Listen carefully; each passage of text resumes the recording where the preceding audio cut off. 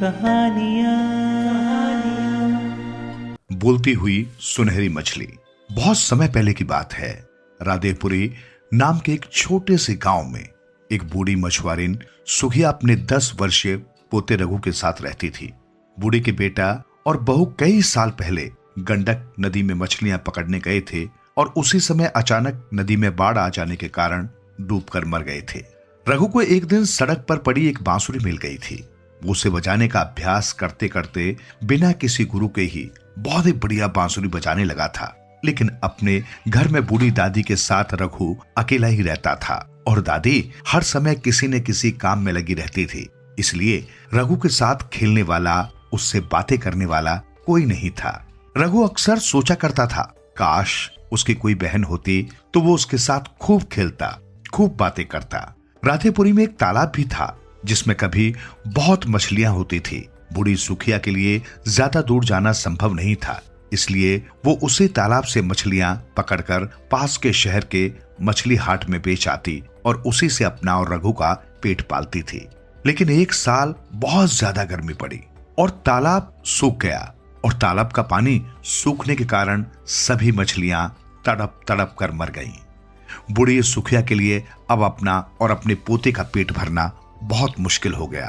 तो एक दिन वो सुबह सुबह स्नान ध्यान करके पास के एक सुंदर बाग से कुछ फूल चुनकर राधेपुरी के बाहरी सीमा पर बने भगवान शालिग्राम जी के एक मंदिर में गई और वहां सिर पटक पटक कर रोते हुए बोली, प्रभु, मैं अकेली होती तो खुद की जान देकर तुम्हारी शरण में आ जाती, किंतु मेरे साथ मेरा पोता भी है जो अभी बहुत नादान बालक है। वो मेरी जिम्मेदारी है और उसने तो इस दुनिया में अभी कुछ भी नहीं देखा, बल्कि अपने माँ बाप भी खो दिए। अब तो मेरे साथ साथ अक्सर उसे भी भूखा रहना पड़ता है। उसे भूख से रोता देख मेरा कलेजा फटता है। कुछ ऐसा करो भगवान कि सूखे तालाब में फिर से पानी आ जाए। भगवान शालिग्राम जी के उस मंदिर के बारे में लोगों की बड़ी आस्था थी कि वहां से कोई कभी खाली हाथ नहीं लौटता। प्रभु सबकी इच्छा पूर्ण करते हैं। और जब मंदिर में अपनी पूजा करने के बाद जब सुखिया वापस लौट रही थी तो अचानक ही आकाश में काले बादल छा गए और मूसलाधार बारिश होने लगी। बूढ़ी सुखिया का घर आने से पहले ही रास्ते में वो तालाब पड़ता था। जब सुखिया उस तालाब के निकट पहुंची तो उसने एक नजर तालाब पर डाली तो ये देख चमत्कृत रह गई कि तालाब स्वच्छ पानी से लबालब भर गया था। पता नहीं ये चमत्कार भगवान शालिग्राम ने सुखिया की प्रार्थना से पसीज कर किया था या ये कुदरत का करिश्मा था। तालाब स्वच्छ पानी से नाको नाक भरा हुआ था, किंतु तालाब के उस दर्पण से साफ पानी में उसकी तली तक दृष्टिपात करने पर भी तालाब में एक भी मछली नहीं दिखाई दी। ये क्या, भगवान ने तालाब में पानी तो भर दिया किंतु मछली एक भी नहीं। सोचते सोचते सुखिया ने अपना सिर पीट लिया। उसे याद आया कि उसने भगवान से मछलियों के विषय में तो कुछ कहा ही नहीं था, लेकिन मूसलाधार बारिश में भीगने और बारिश के साथ साथ चलती तेज हवाओं के कारण दोबारा मंदिर जाकर भगवान से प्रार्थना करने की हिम्मत अब सुखिया में नहीं रह गई थी। वो गिरती पड़ती जैसे तैसे घर तो पहुंच गई, परंतु उस दिन पूरी तरह बीमार पड़ गई। रघु गांव के वैद्य राजा राम से दादी के लिए दवाएं तो मुफ्त में ले आया, लेकिन घर में अन्न का एक दाना भी नहीं था, खाने के लिए कुछ भी नहीं था। रघु की समझ में नहीं आया कि रोज जो दादी खुद भूखी रहकर भी भरपेट खाना खिलाती थी, उसका और अपना पेट भरने के लिए वो क्या करे। बारिश रुक गई तो दोपहर को बहुत तेज धूप निकल आई। तब रघु अपनी बांसुरी लेकर गांव के तालाब पर पहुंच गया और तालाब के किनारे पड़े एक भारी पत्थर पर बैठकर बांसुरी बजाने लगा। बांसुरी बजाते हुए उसकी आंखें मुंद गईं और वो अपनी सुध बुध भूल गया। किंतु अचानक ही उसकी तंत्रा भंग हो गई जब उसके कानों में एक सुरीली आवाज पड़ी, रघु, रघु, मुझे छुओ ना, मुझे छुओ ना रघु। रघु ने हड़बड़ाकर अपनी आंखें खोली तो देखा तालाब की सतह पर आकर एक बहुत छोटी सी सुनहरी मछली उससे बोल रही थी, मुझे छुओ ना रघु, मुझे छुओ ना रघु। एक बहुत छोटी सी सुनहरी मछली को इंसानी आवाज में बोलता देख रघु घबरा गया। अपने जीवन में कभी भी उसने पहले कभी किसी मछली को ऐसे बोलते नहीं देखा था। रघु की घबराहट से अनजान मछली ने फिर से कहा, मुझे छुओ ना रघु, मुझे छुओ ना। रघु हड़बड़ाकर तालाब के किनारे बड़े भारी पत्थर से उठ पलट कर भागा। भागते भागते रघु के कानों में मछली की तेज आवाज पड़ी, मुझसे डरो मत, रुक जाओ रघु भैया। लेकिन रघु रुका नहीं, सीधा अपने घर पहुंचकर ही उसने दम लिया। दादी ने पूछा, क्या हुआ रघु? तो रघु ने कुछ नहीं बताया। वो नहीं चाहता था उसकी दादी भी उसकी बात सुनकर परेशान हो। लेकिन कुछ देर बाद रघु और ज्यादा परेशान हो गया। सुनहरी मछली की आवाज बार बार उसके कानों में गूंजने लगी, रुक जाओ रघु भैया, रुक जाओ रघु भैया। उसे उठते बैठते खाते पीते हमेशा सुनहरी मछली की आवाज सुनाई देती, रुक जाओ रघु भैया, रुक जाओ रघु भैया। वो पूर्णमासी की रात थी। पूरे चांद की रोशनी घर के बाहर हर जगह को आलोकित कर रही थी। सुनहरी मछली की आवाज की कल्पना से बार बार परेशान होते रघु ने रात को तालाब की तरफ जाने का निर्णय किया। वो अपनी बांसुरी संभाले तालाब की ओर बढ़ता चला गया। थोड़ी देर बाद वो उस तालाब के किनारे पहुंचा। उसी भारी पत्थर पर बैठकर बांसुरी बजाने लगा। तत्काल वो नन्ही मुन्नी सी छोटी मछली तालाब की सतह पर आकर बोली, तुम आ गए रघु भैया। मैं जानती थी मेरी पुकार से परेशान होकर देर सवेर तुम मेरे पास अवश्य आओगे। अब छुओ मुझे। नहीं, तुम इतनी सुंदर और इतनी प्यारी हो कि तुम्हें छूने का दिल नहीं करता। रघु ने बांसुरी बजाना बंद करते हुए कहा, कमाल है, एक मछुआरे के बेटे होकर एक मछली को छूने से डर रहे हो। सुनहरी मछली बोली, ऐसा नहीं है, तुम मछली होकर भी मछली नहीं लग रही हो। तुम इंसानों की तरह बातें कर रही हो, इसलिए डर लग रहा है कि मेरे छूने से तुम मैली न हो जाओ। सुनहरी मछली हंसी, हाँ सचमुच मैं इंसान ही हूँ। मछली तो एक ऋषि के क्रोध के कारण बन गई हो। ऐसा करो, थोड़ी देर के लिए ये समझ लो कि मैं तुम्हारी बहन हूँ। एक भाई अपनी बहन को तो छू सकता है ना, बहन समझकर छू लूं। सुनते ही रघु की आंखें चमक उठी। हमेशा से वो यही सोचा करता था, काश उसकी भी कोई बहन होती। भावावेश में रघु ने सुनहरी मछली को छुआ नहीं, बल्कि अपनी एक हथेली पर उठाकर पानी से बाहर निकाल लिया। अगले ही पल ये देख चमत्कृत रह गया कि सुनहरी मछली उसके हाथ से फिसल तालाब किनारे की भूमि पर एक बहुत ही ज्यादा सुंदर 11-12 वर्षीय बालिका के रूप में खड़ी हो गई है। रघु कुछ क्षणों तक तो परी जैसी सुंदर उस कन्या को आश्चर्य से देखता रहा, फिर बोला, कौन हो तुम? सुनहरी मछली से लड़की कैसे बन गई? लड़की मुस्कुराई और बोली, मैं कीर्तिगढ़ के राजा भुजंगनाथ की इकलौती बेटी सुकीर्ति हूँ। मैं बहुत नटखट और शरारती थी, इसलिए अपनी शरारतों से अक्सर लोगों को परेशान करती रहती थी। हमारे राजमहल के निकट ही एक सुंदर बाग है, जहाँ अक्सर तीर्थ यात्राओं पर निकले साधु सन्यासी विश्राम के लिए ठहरा करते थे। एक बार हिमालय के एक गांव से बहुत ही चमत्कारी सिद्धियों के स्वामी ऋषि बहुगुणा कीर्तिगढ़ आए और उसी बाग में ठहरे। मैंने उनकी बहुत चर्चा सुनी थी। मैं भी उस बाग में पहुंची और ऋषि बहुगुणा को देखा। उस समय वो आलती पालथी मारे एक पेड़ के नीचे आंखें मूंदे ध्यान मग्न बैठे थे। उनकी दाढ़ी बहुत लंबी थी और जमीन छू रही थी। मैंने ऋषि बहुगुणा की दाढ़ी पकड़कर खींच दी।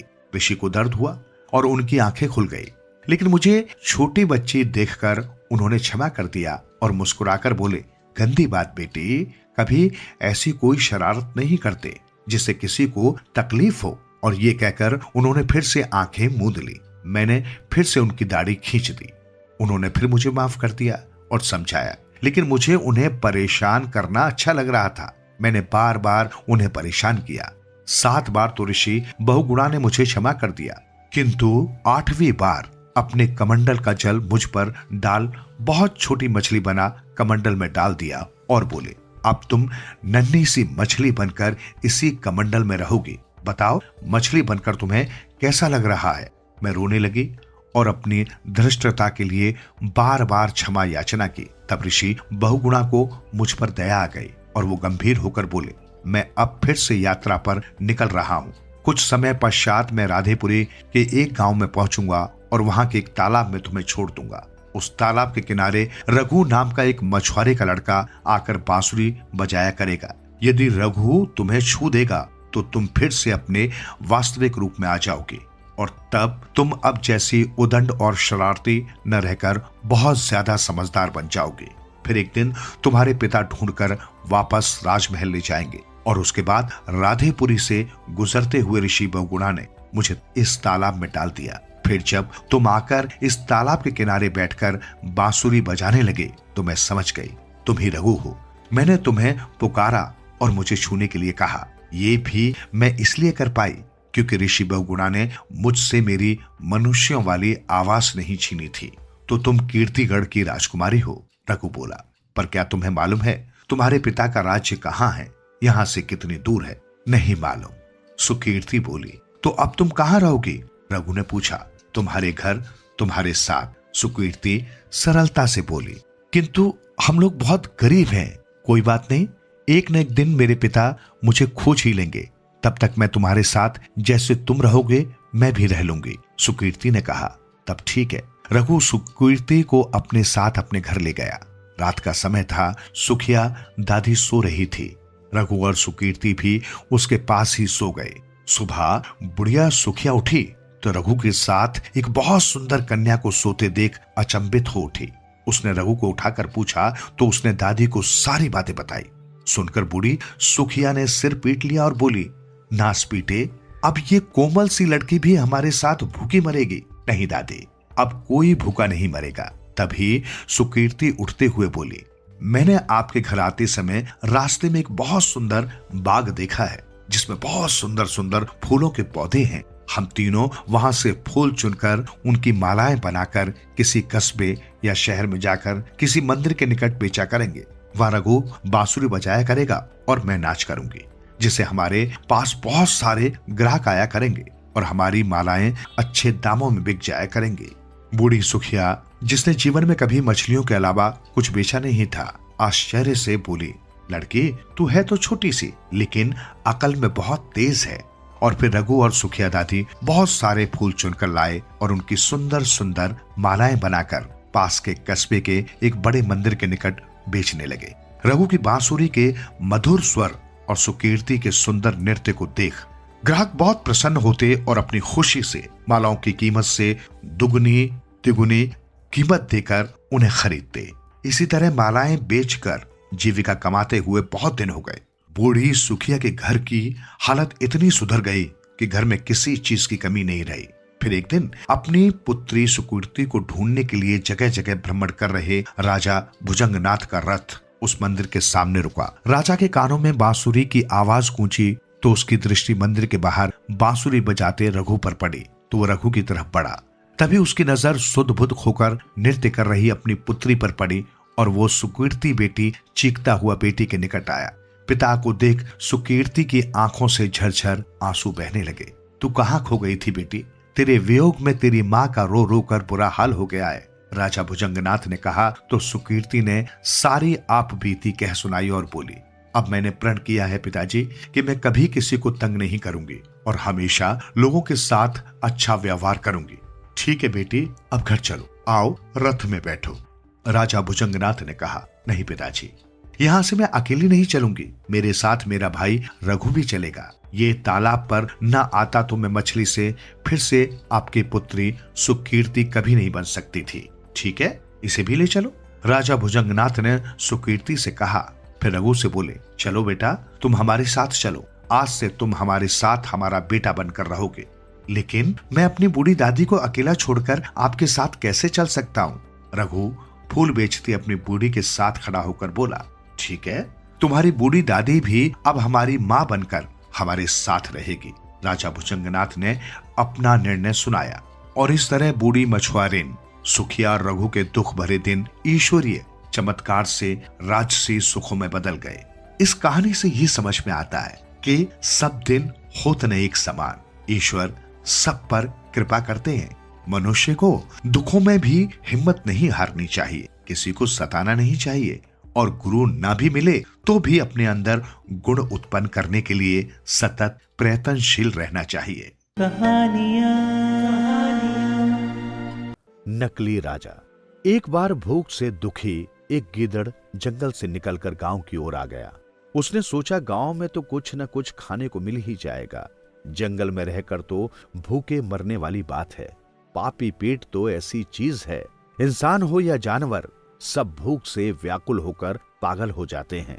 यही हाल बेचारे उस गीदड़ का था। भूख से बेहाल होकर वो गांव की ओर चला आया। गांव से बाहर चौराहे पर थोड़ा बहुत तो खाने को मिल गया, लेकिन उसकी भूख इतनी प्रबल थी कि उससे पेट नहीं भर सका। अब वो फिर गांव की ओर चल पड़ा। वहां पर बैठे कुत्तों ने जब एक गीदड़ को गांव की ओर आते देखा तो सब के सब उस पर टूट पड़े। शायद किसी ने ठीक ही कहा है कि जब गीदड़ की मौत आती है तो वो गांव की ओर भागता है।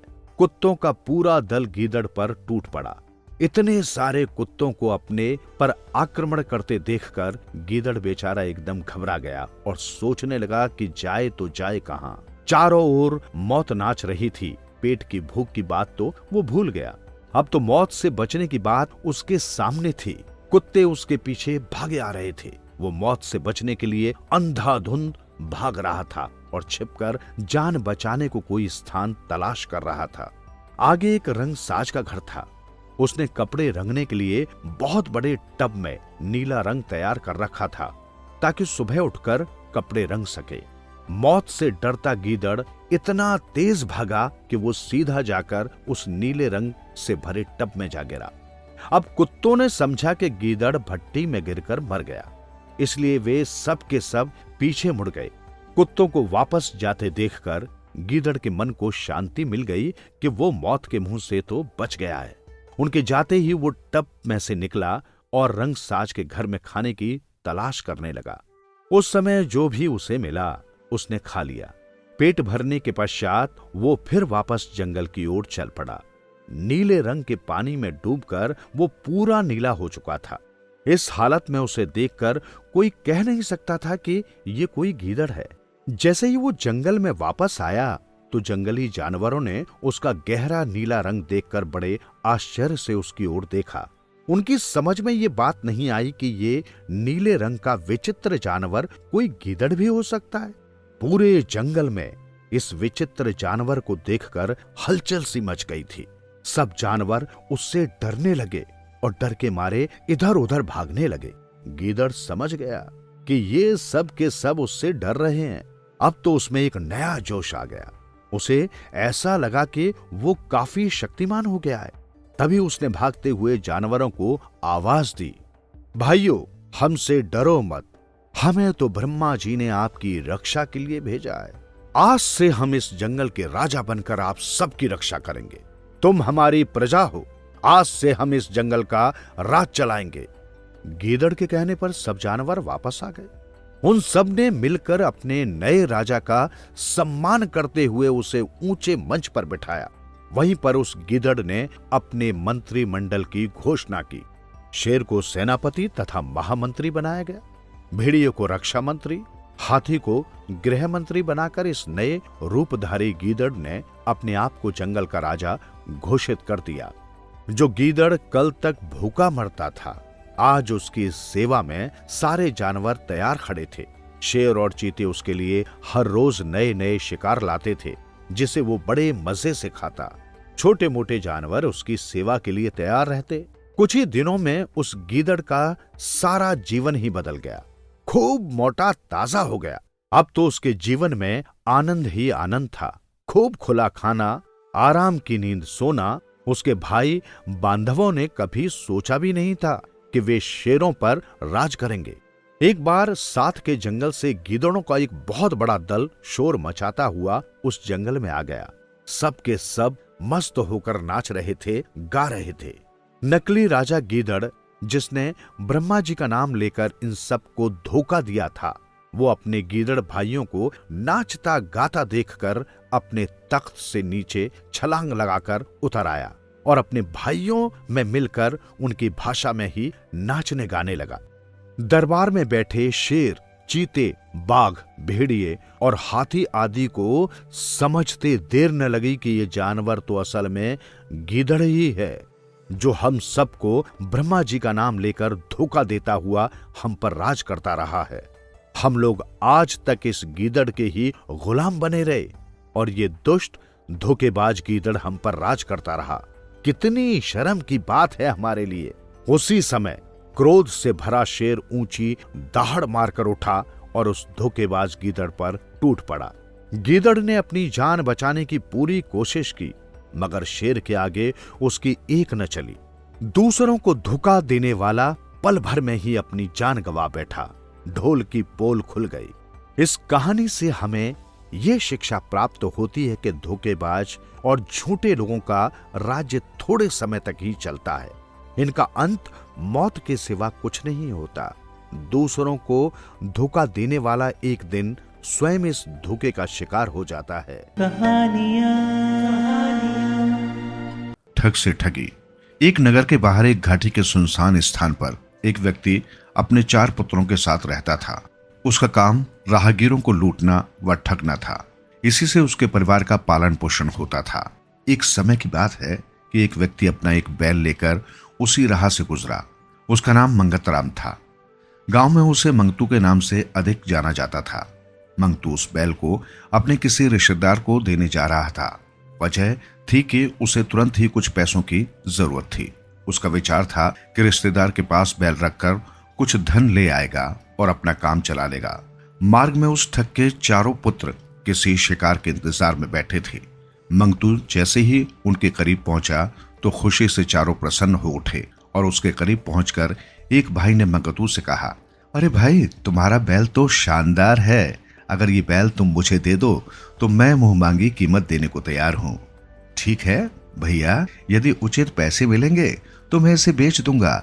मंगतू ने कहा, देखो उस झोपड़ी में शायद कोई बैठा हो, हम उसके पास चलकर बात करते हैं।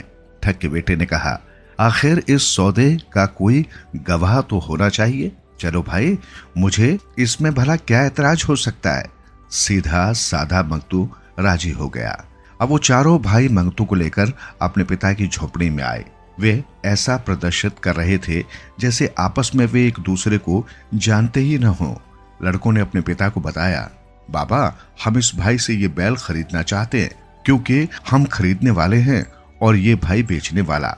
हमारे बीच कोई मध्यस्थ नहीं है, अतः हम चाहते हैं कि आप हमारे मध्यस्थ बने। पूरी बात सुनकर उनका बूढ़ा पिता कुछ सोचने की नकल करने लगा। फिर बोला, भाई लोगों, तुम लोग मेरे पास आए हो तो स्वागत है, मगर ये तो बताओ कि पंच बनकर मैं जो फैसला करूंगा क्या वो तुम सभी को मान्य होगा। हाँ, हम क्यों नहीं मानेंगे। उनका बड़ा पुत्र बोला, आप सीधे साधे बुजुर्ग आदमी हैं, आप जो भी बात कहेंगे हमारे भले की ही कहेंगे। क्यों भाई, उसने मंगतू को टोका। हाँ, क्यों नहीं। मंगतू ने भी ये सोचकर सहमति जता दी कि तीसरा जो भी निर्णय देगा निष्पक्ष होकर करेगा। तब बूढ़े ने कहा, अब बताओ क्या बात है। बात यह है कि हम इस भाई से ये बैल खरीदना चाहते हैं। आप ये बताएं कि हम इस भाई को बैल की उचित कीमत क्या दें। बूढ़े ने बैल को देखा, कुछ देर परखने की एक्टिंग करता रहा, फिर बोला, भाई ये बैल तो 5 रुपए से ज्यादा कीमत का नहीं है। क्या? ये सुनते ही मंगतू उछल पड़ा, सिर्फ 5 रुपए? पर उसकी तरफ किसी ने ध्यान नहीं दिया। ठग के बेटे ने शीघ्रता से जेब से 5 रुपए निकालकर उसके हाथ में थमा दिए और बोला, लो भाई, हमें पंच परमेश्वर का फैसला मंजूर है। मंगतराम हक्का बक्का सा खड़ा रह गया। उसने कह दिया था कि पंच जो फैसला करेगा वो उसे मान्य होगा, अतः अब अगर वो कोई हील हुज्जत करता है तो नौबत लड़ाई झगड़े तक जा पहुंचती। अब तो चुप रहने में ही भलाई है। यही सोचकर उसने खून का सा घूंट पिया और 5 रुपए लेकर चल दिया। राह में वो तरह तरह की बातें सोचता जा रहा था। इतना तो वो समझ ही चुका था कि वो उन लोगों द्वारा ठगा गया है। वे आपस में मिले हुए हैं और उन्होंने योजना बनाकर उसे ठगा है। अब वो सोचता जा रहा था कि इस ठगी का बदला कैसे ले। इसी सोच विचार में वो घर पहुंच गया। सारी रात वो उन ठगों से बदला लेने की योजनाएं बनाता रहा। तब कहीं जाकर उसके दिमाग में एक योजना आई और फिर अपनी उसी योजना के अंतर्गत दूसरे दिन उसने एक स्त्री का रूप धारण किया और उसी मार्ग पर चल पड़ा जिधर से कल गुजरा था। कुछ ही देर बाद वो उसी जगह पर पहुंच गया जहां वे चारों भाई बैठे थे। जब वो उनके करीब पहुंचा तो कल की तरह आज भी बड़ा भाई उसके करीब आया और बोला, मौसी, तुम कौन हो और कहां जा रही हो? मैं बहुत दुखी स्त्री हूं बेटा। मेरे घर वाले ने मुझे मार पीट कर घर से निकाल दिया है और अब मैं अपने पीहर जा रही हूँ। पता नहीं वहां भी मुझे शरण मिलेगी या नहीं। चारों भाइयों ने एक दूसरे की ओर देखा, फिर आपस में विचार विमर्श किया कि हमारे यहाँ कोई औरत नहीं है, अतः क्यों न इस औरत को हम अपने घर में रख लें। इस तरह हमें खाना भी पका पकाया मिल जाएगा और हमारे पिता को भी कुछ आराम मिल जाएगा। चारों भाई इस बात पर राजी हो गए। बड़ा भाई मंगतू से बोला, मौसी, आज के संसार में कोई किसी को सहारा नहीं देता। यदि सही समझो तो तुम हमारे साथ रहो, यहाँ तुम्हें किसी प्रकार की परेशानी नहीं होगी। मौसी बड़ा मंगतू राजी हो गया। लड़के उसे लेकर खुशी खुशी अपनी झोपड़ी में आ गए। जब उन्होंने अपने पिता को सारी बात बताई तो वो भी खुश हो उठा। इस तरह मंगतू स्त्री के रूप में उनके साथ रहने लगा। बातों ही बातों में वो ये भी जान गया कि ये लोग कौन हैं और इनका असली धंधा क्या है। एक दिन उस ठग के लड़के शिकार की खोज में गए हुए थे। तब मंगतू ने बूढ़े से कहा, देखो जी, तुम्हारे शरीर से बड़ी बदबू आ रही है। न जाने तुम कितने दिनों से नहीं नहाए हो। आओ, आज मैं अपने हाथों से मल मल कर तुम्हें गर्म पानी से नहलाऊं। ऐसी बात सुनकर बूढ़ा बहुत खुश हुआ। उसने सोचा कि ऐसी सेवा भावी स्त्री तो भाग्य वालों को ही मिलती है, इससे कुछ भी नहीं छिपाना चाहिए। अतः उसने अपने जेवर, गहने, नकदी आदि जहां जहां रखे थे सब स्थान उसे दिखा दिए। सब कुछ देख समझकर मंगतू ने कहा, ये सब तो हुआ, आओ अब तुम्हें नहला दो। खुशी खुशी बूढ़ा बाहर आ गया। तुम कपड़े उतारकर चारपाई पर लेट जाओ, मैं तुम्हें चारपाई से बांध दूंगी ताकि शरीर रगड़ते वक्त हिले नहीं। बूढ़ा तो उसके प्यार में अंधा हो चुका था। वो कपड़े उतारकर तुरंत चारपाई पर लेट गया। तब मंगतू ने एक रस्सी से उसे बांध दिया। बूढ़ा उसकी होशियारी जरा भी नहीं समझ पा रहा था। उधर मंगतू ने गरम गरम पानी का बर्तन उठाकर उस पर डाल दिया। बूढ़ा बुरी तरह चीख उठा, पर वहां उसकी चीखें सुनने वाला कोई नहीं था। मंगतू पानी के पतीले उस पर डालता जा रहा था और बूढ़ा चीखता रहा। उसका जिस्म उबल गया। जब दर्द बर्दाश्त से बाहर हो गया तो वो बेहोश हो गया। तब अवसर अच्छा पाकर मंगतू झोपड़ी से सारा धन जेवर वगैरह लेकर चंपत हो गया। शाम को जब उसके चारों पुत्र घर आए तो बेहोश बूढ़े को चारपाई से बंधे पाया। उसकी चमड़ी जगह जगह से जलकर सिकुड़ गई थी। घर का सोना चांदी सब गायब था और दूर दूर तक मौसी का कहीं पता नहीं था। किसी तरह वे बाप को होश में लाए और सारा माजरा पूछा। तब रोते रोते बूढ़े ने उन्हें सारी बात बताई। जब पुत्रों ने उसे बताया कि घर का सारा माल गायब है तो बूढ़ा बुरी तरह रोने लगा। लेकिन अब हो भी क्या सकता था, इसे कहते हैं शेर को सवा शेर मिलना। उधर मंगतू अभी तो चैन से न बैठा था। उसने तो मन ही मन विचार कर लिया था कि चाहे कुछ भी हो, लोगों को इन ठगों से छुटकारा दिलाकर ही रहेगा।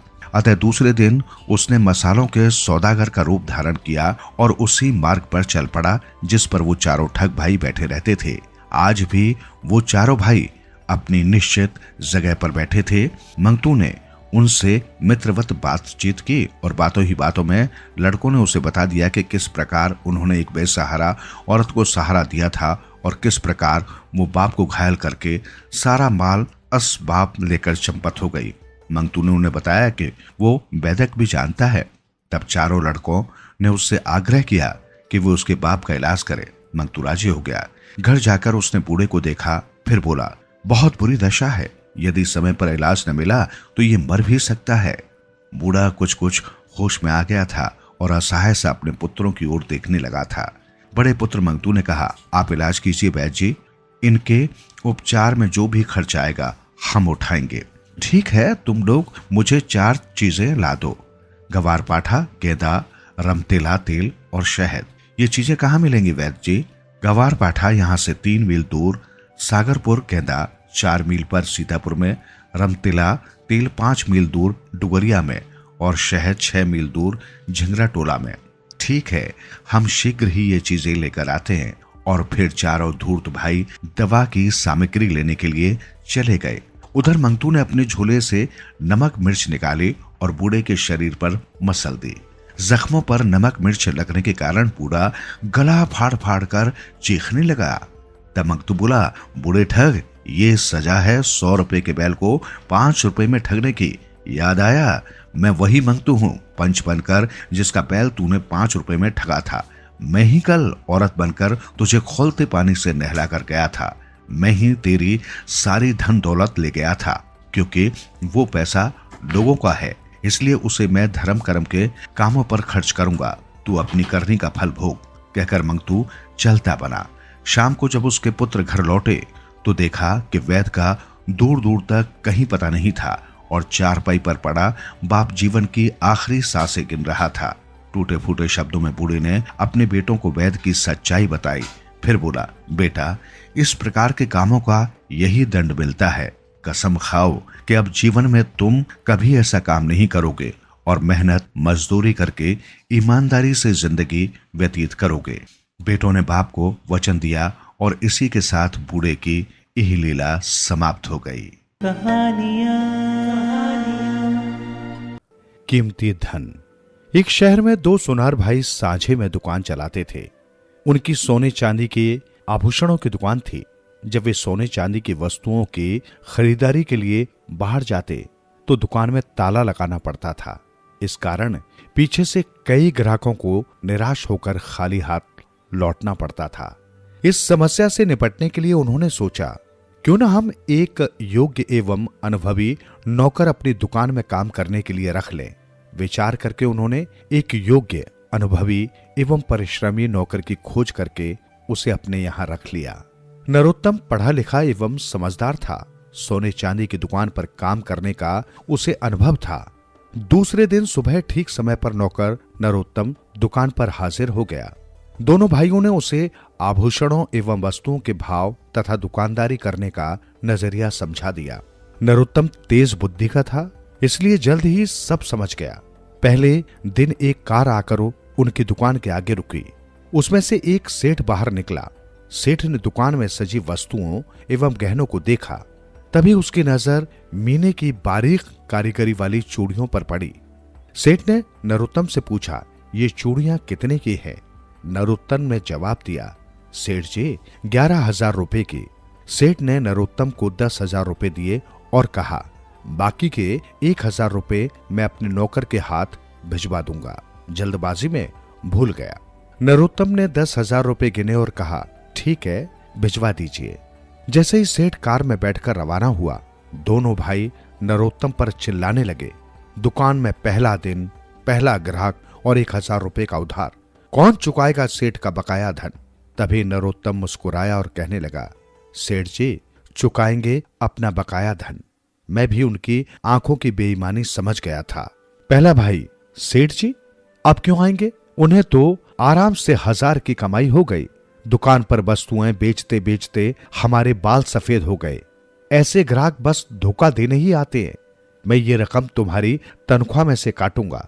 नरोत्तम बोला, आप काट लीजिएगा, पर सेठ जी जरूर आएंगे। मेरा दावा उन्हें खींचकर वापस दुकान पर लाएगा, और वो भी 1,000 रुपए सहित। समझे? दोनों भाइयों को नरोत्तम पर यकीन नहीं आया। सेठ जी के 1,000 रुपए कम देने और उनके चेहरे की चतुराई देखकर नरोत्तम ने तुरंत अपनी बुद्धि तथा अनुभव से काम लिया था। चूड़ियां 8 थीं, उसने 4 बांध कर दे दी। उसे मालूम था कि घर जाते ही सेठानी सेठ जी को चूड़ियों की संख्या कम बताएगी। तब सेठ जी सर पर पांव रखकर भागे आएंगे। तब नहले पर दहला हो जाएगा। मालिक भी उसकी चतुराई का लोहा मान जाएंगे। सारा खेल नरोत्तम ने काफी सोच विचार के साथ खेला था। तभी नरोत्तम सोच ही रहा था कि सेठ का नौकर आया। नरोत्तम का अनुमान सही निकला। नौकर ने 1,000 रुपए नरोत्तम को दिए। नरोत्तम रुपए लेकर नौकर से बोला, माफी चाहता हूं, जल्दबाजी में भूल हो गई। फिर उसने शेष बची 4 चूड़ियां दे दी। नरोत्तम ने नौकर से कहा, सेठ जी को कह देना मैं पूरी चूड़ियां बांध न सका, इसके लिए मैं क्षमा मांगता हूं। नौकर चला गया। तभी दोनों भाई एक साथ बोले, वाह नरोत्तम, तेरे अनुभव की तो दाद देनी पड़ेगी। हमें जैसे व्यक्ति की तलाश थी वो तुम ही हो।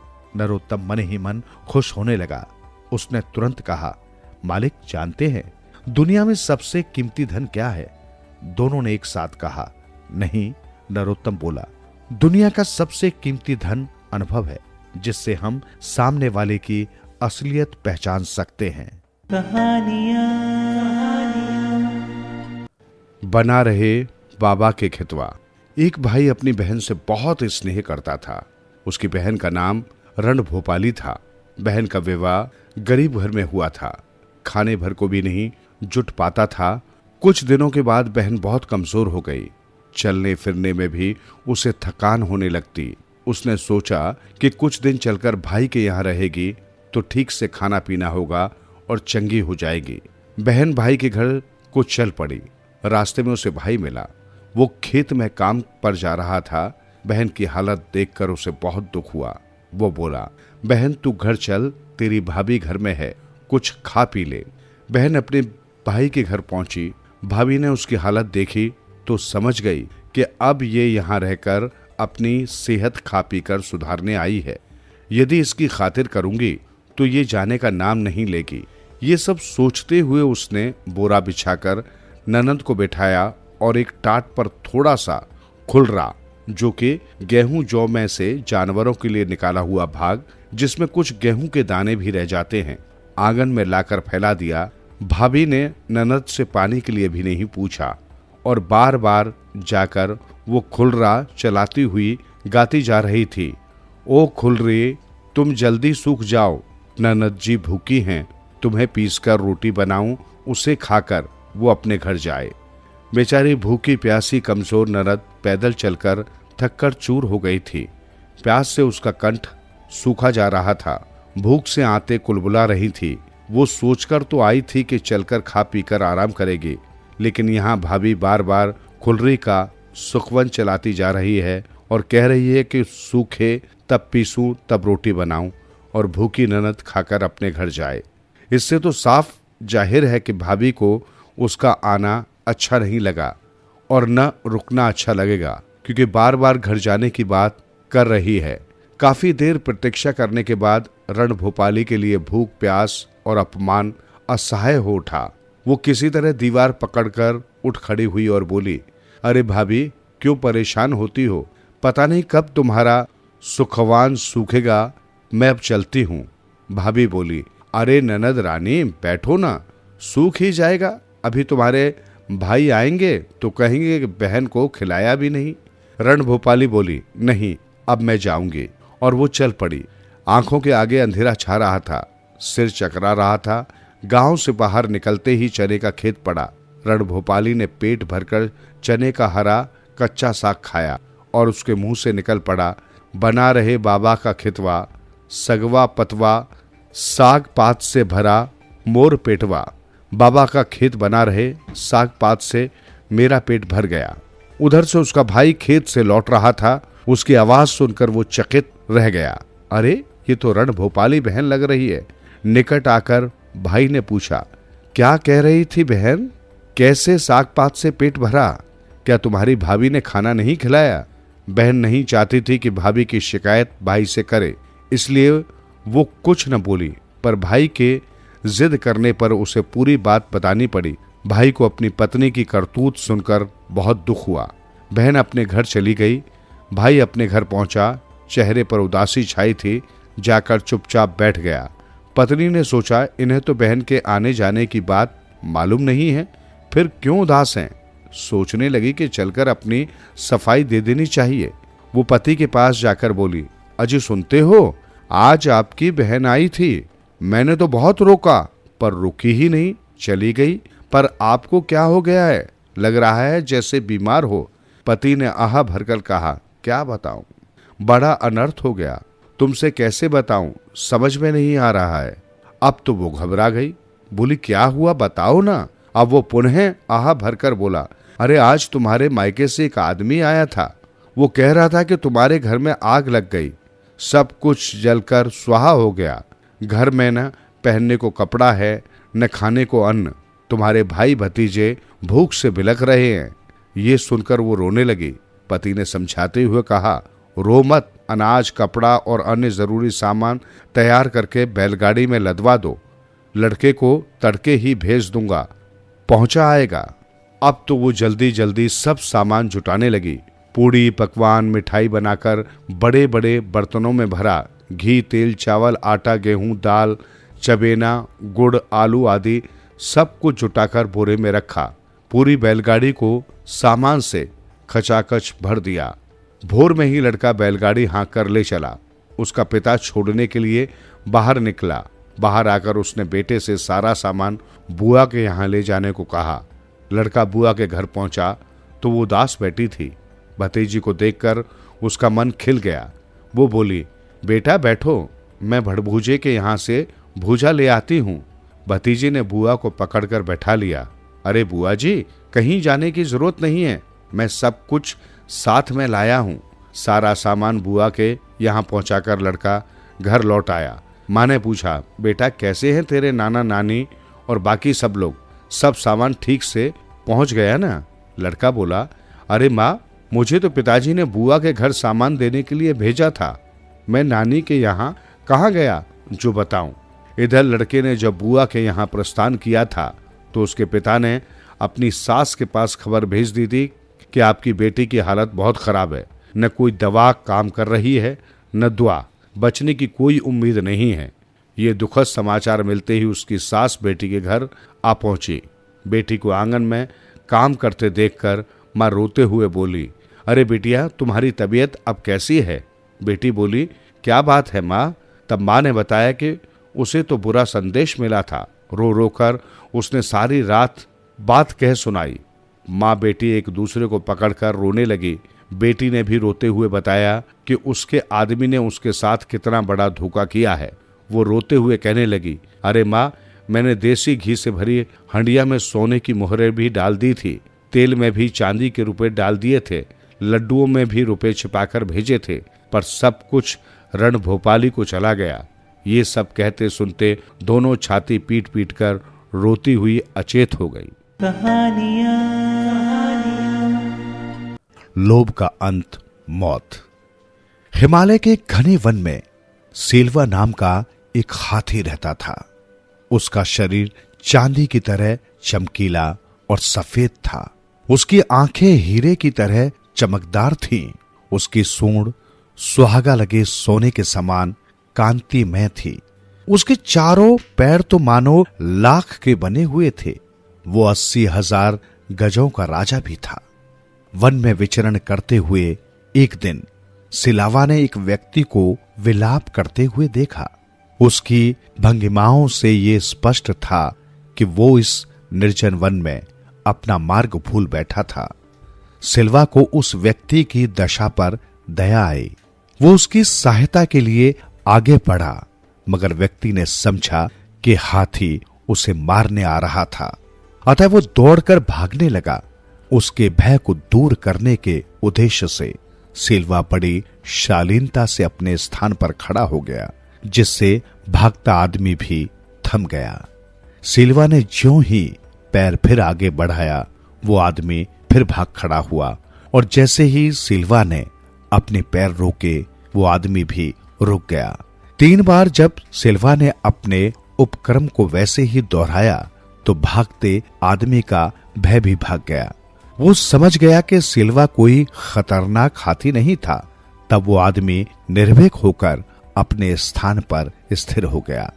सिल्वा ने तब उसके पास पहुंचकर उसकी सहायता का प्रस्ताव रखा। आदमी ने तत्काल उसके प्रस्ताव को स्वीकार किया। सिल्वा ने उसे तब अपनी सूंड से उठाकर पीठ पर बिठा लिया और अपने निवास स्थान पर ले जाकर नाना प्रकार के फलों से उसकी आव भगत की। अंततः जब उस आदमी की भूख प्यास का निवारण हो गया तो सिल्वा ने उसे पुनः अपनी पीठ पर बिठाकर उस निर्जन वन के बाहर उसकी बस्ती के करीब लाकर छोड़ दिया। वो आदमी लोभी और कृतघ्न था। तत्काल ही वो एक शहर के बाजार में एक बड़े व्यापारी से हाथी दांत का सौदा कराया। कुछ ही दिनों में वो आरी आदि औजार और रास्ते के लिए समुचित भोजन का प्रबंध कर सिल्वा के निवास स्थान की ओर चल दिया। जब वो व्यक्ति सिल्वा के सामने पहुंचा तो सिल्वा ने उससे उसके पुनर्आगमन का उद्देश्य पूछा। उस व्यक्ति ने तब अपनी निर्धनता दूर करने के लिए उसके दांतों की याचना की। उन दिनों सिल्वा दानशील होने की साधना कर रहा था, अतः उसने उस आदमी की याचना को सहर्ष स्वीकार कर लिया तथा उसकी सहायता के लिए घुटनों पर बैठ गया ताकि वो उसके दांत काट सके। उस व्यक्ति ने शहर लौटकर सिल्वा के दांतों को बेचा और उनकी भरपूर कीमत भी पाई। मगर प्राप्त धन से उसकी तृष्णा और भी बलवती हो गई। वो महीने भर में फिर सिल्वा के पास पहुंचकर उसके शेष दांतों की याचना कर बैठा। सिल्वा ने उसे पुनः अनुग्रहित किया। कुछ ही दिनों के बाद वो लोभी फिर से सिल्वा के पास पहुंचा और उसके शेष दांतों को भी निकालकर ले जाने की इच्छा जताई। दान परायण सिल्वा ने उस व्यक्ति की इस याचना को भी सहर्ष स्वीकार कर लिया। फिर क्या था, क्षण भर में वो आदमी सिल्वा के मसूड़ों को काट छेद कर उसके सारे दांत समूल निकालकर अपने गंतव्य को तत्काल प्रस्थान कर गया। खून से लथपथ दर्द से व्याकुल कहराता हुआ सिल्वा फिर जीवित न रह सका और कुछ समय उपरांत दम तोड़ गया। लौटता लोभी जब वन की सीमा भी नहीं पार कर पाया था कि तभी धरती अचानक फट गई और वो आदमी काल के गाल में समा गया। तभी वहां वास करती हुई एक वृक्ष यक्षिणी ने ये गान गाया, मांगती है तृष्णा और मिटा नहीं सकता जिसकी भूख को सारा संसार। खुदा का निजाम। आज की कहानी हमें भेजी है जनाब अली खान जी ने। एक मौलवी साहब थे जो मदरसे में बच्चों को पढ़ाकर उनसे फीस लेकर अपना घर चलाया करते थे। एक दिन वो एक जंगल के रास्ते से गुजर रहे थे। उन्होंने देखा कि एक लोमड़ी जिसके हाथ पैर नहीं है और अंधी भी है, बियाबान जंगल में अकेले पड़ी हुई है और जिंदा भी है। मौलवी साहब ने सोचा कि आखिर ये लोमड़ी जिंदा कैसे है, इसे खाना पानी कौन देता है, चलो देखता हूं। मौलवी साहब वही लोमड़ी के पास एक पेड़ की छांव में बैठ गए। सुबह से दोपहर हो गई, लोमड़ी भूखी प्यासी यूं ही पड़ी रही। मौलवी साहब देखना चाहते थे कि ये जिंदा कैसे है। अब तो शाम भी ढल चुकी थी, लेकिन वो वैसे ही भूखी पड़ी थी। जब रात का पहर शुरू हुआ और सूरज डूबा तो लोमड़ी के सर के पास की जगह फटी और सफेद कपड़े पहने, हाथ में दूध का भरा हुआ कटोरा लिए एक फरिश्ता हाजिर हुआ और लोमड़ी को अपने हाथों से दूध पिलाया। मौलवी साहब सारा माजरा देख रहे थे। जब फरिश्ता गायब होना चाहता था तब मौलवी साहब ने उसका हाथ पकड़ लिया और पूछा, आप कौन हो और इस लोमड़ी को क्यों दूध पिला रहे हो? फरिश्ता बोला, अल्लाह अपने हर बंदे को, चाहे इंसान हो या हैवान, भूखा मरने नहीं देता है। ये लोमड़ी कुछ हरकत कर नहीं सकती, इसलिए इसका खाना पानी अल्लाह मेरे हाथों भेजता है। मौलवी साहब ने सोचा, जब खाने का वायदा अल्लाह का है तो मैं क्यों काम करूं? वो खाना देगा। और मौलवी साहब ने एक पहाड़ पर इबादत करनी शुरू कर दी। सोचा खाना तो अल्लाह ही देगा। सुबह से दोपहर और दोपहर से शाम और शाम से रात हो गई, खाने का एक दाना भी नहीं आया। मौलवी साहब गुस्सा हो गए और बड़बड़ाने लगे कि फरिश्ता झूठ बोल रहा था। रास्ते में एक बुजुर्ग को लोमड़ी वाली सारी बात बताई। बुजुर्ग ने कहा, बेटा लोमड़ी मजबूर थी, उसके हाथ पैर नहीं थे और अंधी भी थी, और वो कैसे हरकत करती? तुम्हारे हाथ पैर और आंखें सब सही है, तुम्हें अल्लाह क्यों खाना भेजेगा? जाओ इबादत के साथ मेहनत भी करो। जब मौलाना साहब घर पहुंचे, उनकी बीवी बोली, 2 बच्चे पढ़ने नए आए हैं और उनके वालिद ने 1 बोरी चावल और 1 बोरी आटा एडवांस में बतौर फीस के दिया है। मौलाना साहब ने अपनी गलती की माफी मांगी और उसका लाख लाख शुक्र अदा करा और बच्चों को दिलो जान से पढ़ाने लगे। इस कहानी से हमें यही सीख मिलती है कि कर्म ही पूजा है, इबादत है, प्रार्थना है। इसलिए हमेशा अच्छे कर्म करने चाहिए। मेहनत और लगन का दामन कभी नहीं छोड़ना चाहिए। सफलता आपके कदम चूमेगी। क्लाइंट, वो दिन भी एकदम वैसा ही था जैसा कि किसी भी सरकारी दफ्तर का होता है, उबाऊ और निरस। इस पर राहत की बस यही बात थी कि अब 2 दिन ऑफिस बंद रहेगा। आज शुक्रवार था। देव ने अपना काम समेटना शुरू कर दिया। 5 बज गए थे। 5:30 बजे ऑफिस से बाहर, फिर 5:40 पर चार्टर्ड बस में बैठकर 6:30 बजे तक घर पहुंचना रोज का रूटीन था। अचानक फोन की घंटी बजी। गुड इवनिंग सर, मैं एबीसी फाइनेंशियल कंपनी से मोनिका बोल रही हूँ। क्या मैं आपके 2 मिनट ले सकती हूँ? एक क्षण के लिए तो देव को लगा शायद ये आवाज निशि की है। इतनी समानता। इस तरह के फोन तो वो गुड इवनिंग या गुड मॉर्निंग सुनते ही काट देता है और तुरंत नंबर को ब्लॉक कर देता है, मगर आज इस आवाज को सुनकर ऐसा नहीं कर पाया। जी बताइए, आप क्या कहना चाहती हैं?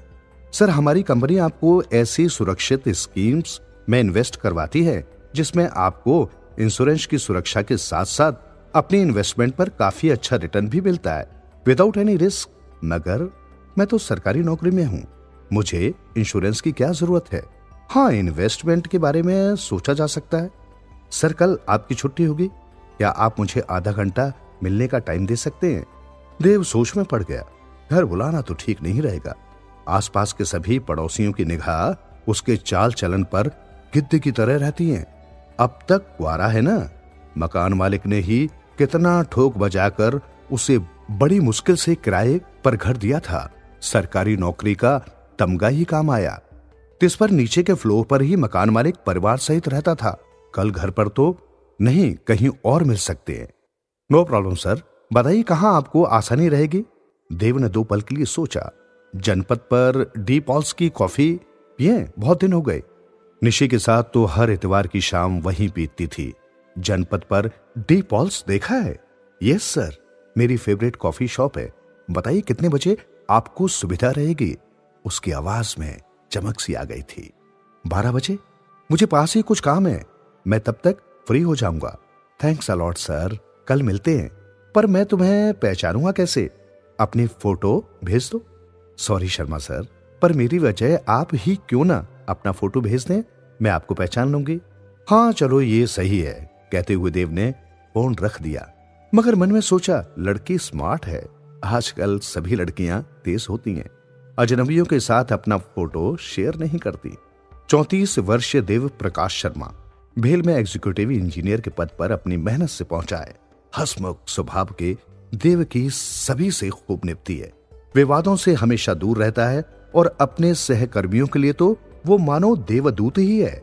ऑफिस के प्रोटोकॉल का मसला हो या कोई काम करने में असुविधा, सभी देव के पास दौड़े चले आते हैं। महिला सहकर्मियों में तो खासा लोकप्रिय है देव। हालांकि वो उनकी मदद महिला होने के नाते नहीं, सहकर्मी होने के नाते करता है।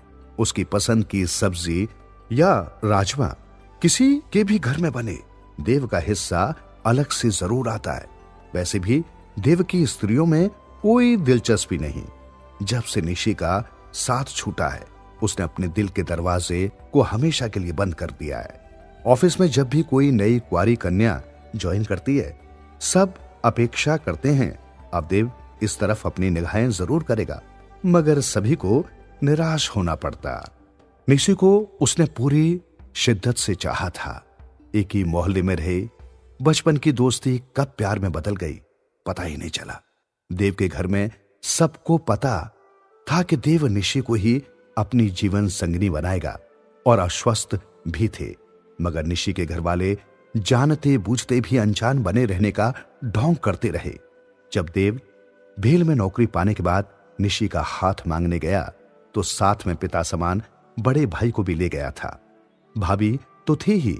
देव के माता पिता ने कोई खास प्रतिक्रिया नहीं दी, न हा कहा न ना, बस आश्वासन जरूर दे दिया था, विचार करेंगे बताएंगे।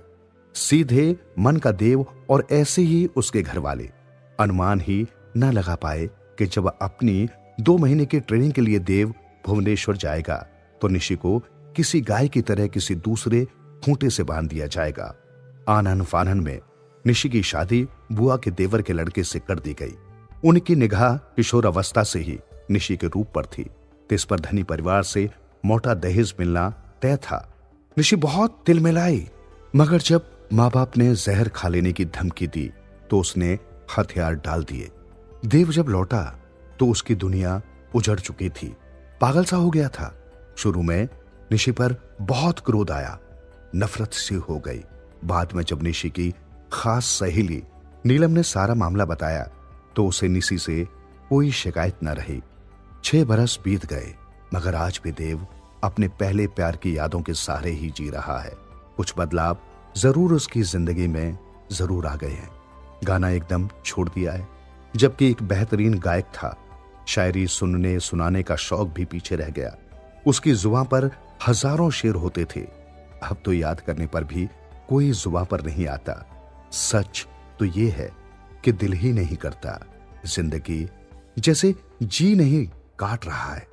शाम को रोज की तरह देव जब घर लौटा तो मन में कुछ उमंग सी थी।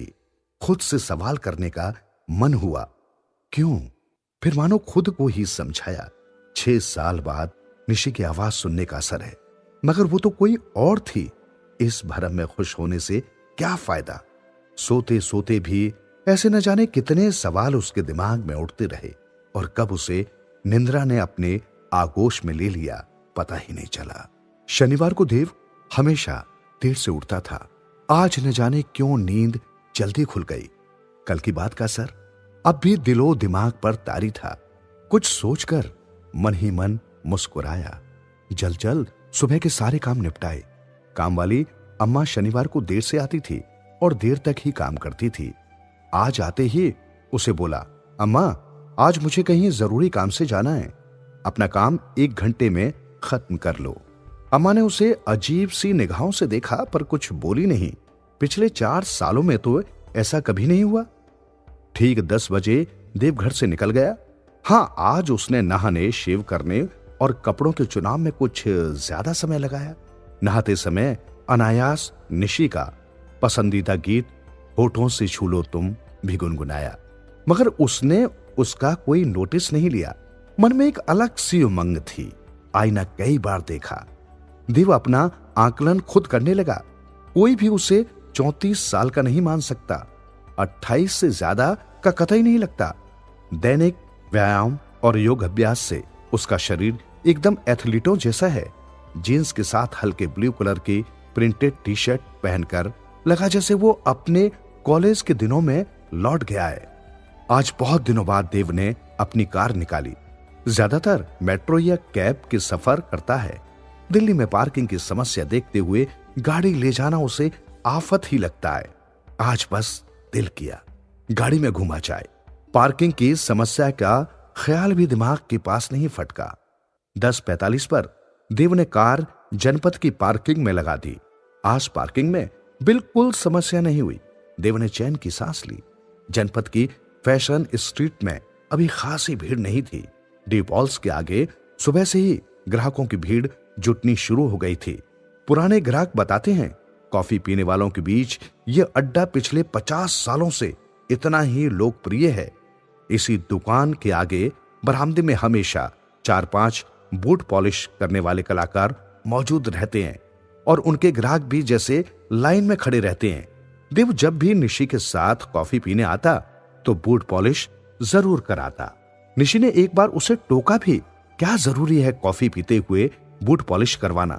देव ने तब उसे समझाया, देखो ध्यान से, ये सब अपने फन के कलाकार हैं। शायद पूरे भारत में इनसे बढ़िया बूट पॉलिश कोई नहीं करता होगा।